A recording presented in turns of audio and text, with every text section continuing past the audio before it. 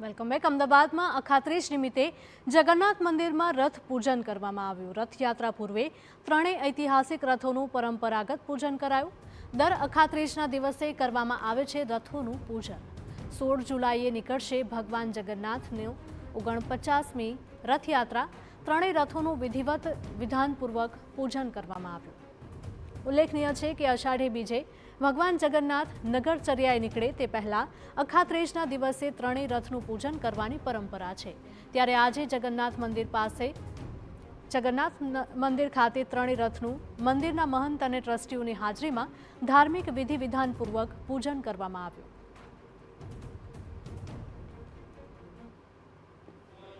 અમદાવાદની ઓળખ બનેલ રથયાત્રાનો પ્રથમ પડાવ એટલે રથ પૂજન।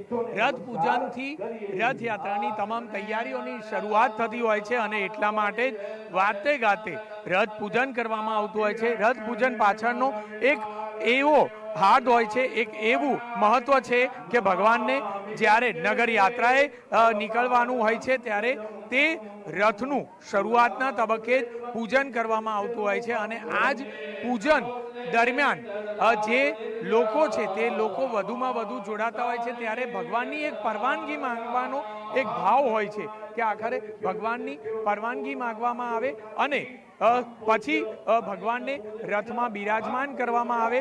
આ જ હેતુસર રથનું પૂજન કરાતું હોય છે અને રથનું સમારકામ આજના દિવસથી શરૂઆત કરવામાં આવતી હોય છે। આ વખતે પ્રથમ વખત હિંમતસિંહ હાજર રહ્યા છે, કોંગ્રેસ નેતા હિંમતસિંહ પટેલ, જેઓ પૂજામાં બેઠા છે, રથ પૂજન કરી રહ્યા છે।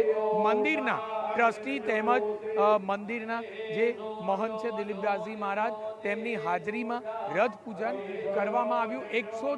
149મી રથયાત્રા આ વર્ષે નીકળનાર છે ત્યારે તેની શરૂઆત હવે રથ પૂજન બાદ તમામ તૈયારીઓની શરૂઆતનો આરંભ થશે। કેમેરામેન નટવર પરમાર સાથે જિગ્નેશ પટેલ, TV9 અમદાવાદ।